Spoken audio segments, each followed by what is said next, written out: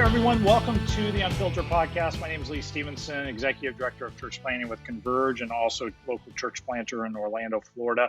And my co-host here. I'm Danny Parmelee, and I oversee church planting for Converge Mid-America. And we started a series of podcasts just talking through the COVID coronavirus pandemic and lessons learned and different things that the church needs to pay attention to right now. And this podcast episode, we want to take some time and just talk about what do we do in preparation for the church when we actually get to go back to normal, and if there is such a thing as normal. And so, Danny, as you're interacting with church planters, specifically in the Mid-America part of the country, what are your recommendations? Like, what are you telling them to do or be prepared for when it comes to relaunching their church and trying to capture momentum? Yeah, well, I think the first thing that I've been trying to communicate is just the mentality of relaunch and to understand it. I think you mentioned this in the last episode that it is a sort of blessing. You're getting an opportunity, and we all know that launch was or hopefully was a great thing for you. And if it wasn't a great thing for you, well, this is your kind of second chance at doing it. And when things launch, you get an opportunity to reach new groups of people. So from a mentality standpoint, that's the biggest thing. So with that, it means that you do need to have a plan. This is not, okay, well, we've been going for a while, so relaunch means we're just going to pick up right where we left off. You have to put your thinking cap on, work with your leadership team, work with your volunteers, and begin to just start asking some questions. Who are we going to try to reach? And how are we going to try to reach them? So that means putting together a plan, looking at your marketing, all of those different things to kind of do it. The other big thing, of course, is, there's still so many unknowns. And so you need to be probably thinking through a very, very long checklist of things that you just normally did before, everything from greeters and handshaking to, people that are in the parking lot to kids ministry, all of the things that are now going to be changed because of CDC is definitely kind of a starting point. No, I think that's fantastic. So when you think of relaunching, let me kind of break it down into pieces. What are you encouraging, or what are you even sensing are good sermon series once the church can kind of begin to meet again, that that pastors are creating or thinking about creating conversations to have? Yeah. Well, obviously it depends somewhat. We've got certain, planters that are topical. We've got others that are, expository. I think that either direction that you go on that, understanding that people have been through a lot, especially in the area of just job loss. There's no doubt that there's been stress on relationships, stress on marriage, stress on finances. So if you're an expository preacher, this might be your time where you've got to spend some time in Philippians instead of Revelation type of thing, where exactly. Just need a little boost of encouragement to kind of ease into it. That type. I guess you could go the Revelation if you want to, grab the fear, the people that are kind of just fear and think this is the end of the world type of thing. But so I think you have to do that. And definitely if you're going topical, to think of some of those needs to be able to use scripture to really meet people where they're at, because there are people that are asking questions now that they weren't asking when life was smooth sailing. No, I think that's great. And I'm encouraging churches to have a communication plan even now, in prepping the groundwork for when they actually get to relaunch. And I think that will help them build momentum.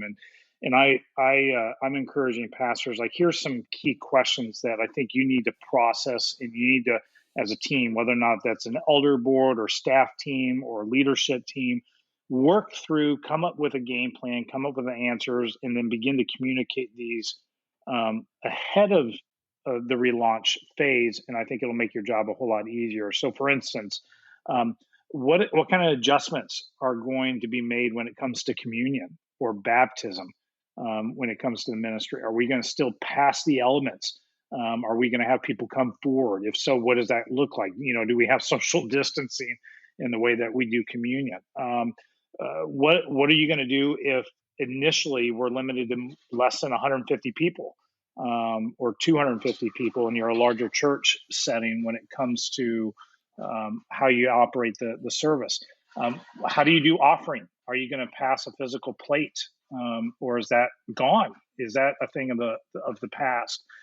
I think you also need to communicate, like, what are you going to do to actually sanitize and sterilize the church in real time? So if you have, because of we're limited numbers of people, and we may have to offer extra services to host everybody, what's our cleaning protocol going to be in between services? Mhm. What do we have a coffee station?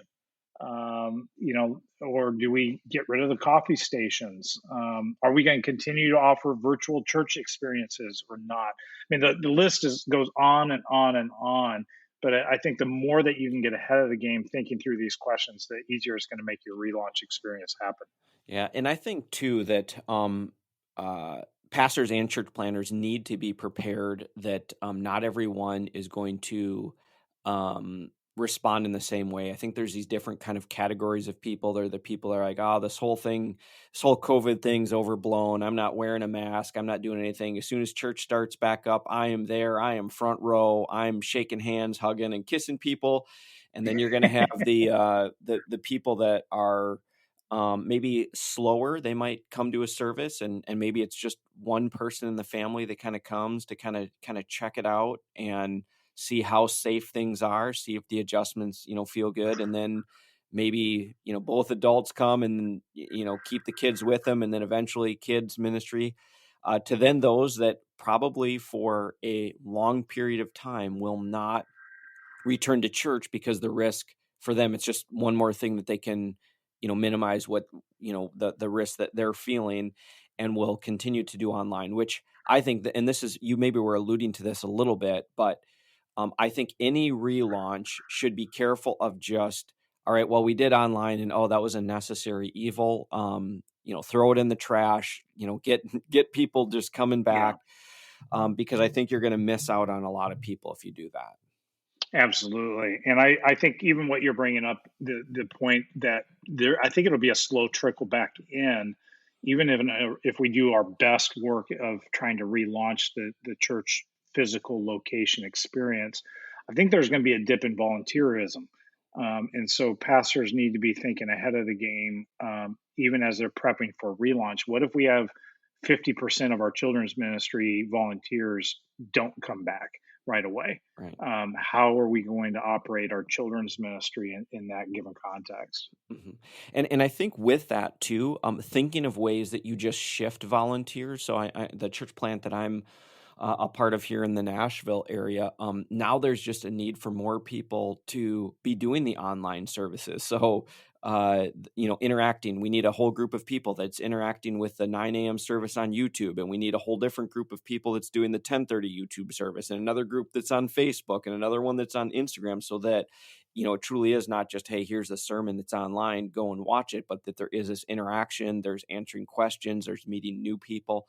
So think of how you can shift people around as certain um volunteer things are shut down. Like you said, maybe there's no more coffee and handing out donuts anymore. So now what are you going to do with that person? Is that person still willing to do something, and maybe potentially doing It it in another better. area? Yeah. So, To be able to do that. So yeah. So again, the other thing is, I mean, for pastors, and this, myself as a pastor and church planner, just always worried so much about numbers. To not to go there, because it will kill you. yeah. And to adjust your expectation that when things open back up, you might be very excited to be back to church and back to normal, but not everyone else will be, and to be okay with that, and mentally prepare yourself, and just pastor people, do evangelism, do discipleship, be faithful to preaching, be innovative, try different things, but it's not going to be normal. No, no. And I would encourage, like, when it comes to relaunching, pastors and teams need to be flexible. That's going to be the next couple of years, I have a feeling. And so have a game plan for what is phase one, phase two, phase three, all those phases going to look like. So that way you can kind of go back and forth on a dime if necessary.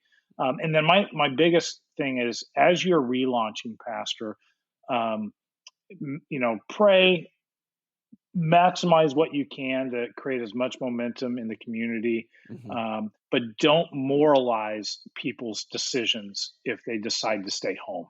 Yeah, that's great. There are people that have autoimmune situations and issues that they're dealing with, and the last thing we want to do is moralize the decision as to people that have to make the choice to stay home. And so just be careful with that. That is excellent. I mean, I think to even you were talking about a communication plan to be so explicit about that. Hey, those of you that are willing to come back, we're excited. Those of you that are staying home, thank you so much for continuing to engage with us. Whatever you do, exactly that you're not better or worse for which decision you make. And I think that's going to be really, really important. And even the stuff that you're posting on your social media of what you think about this whole pandemic and which politicians are doing a good job and who's gone overboard and who hasn't. Understand that people will feel judged depending on what you say. So you have to be very careful 100%. during this time to be able to do that. Yeah. So. Yeah, 100%. Well said.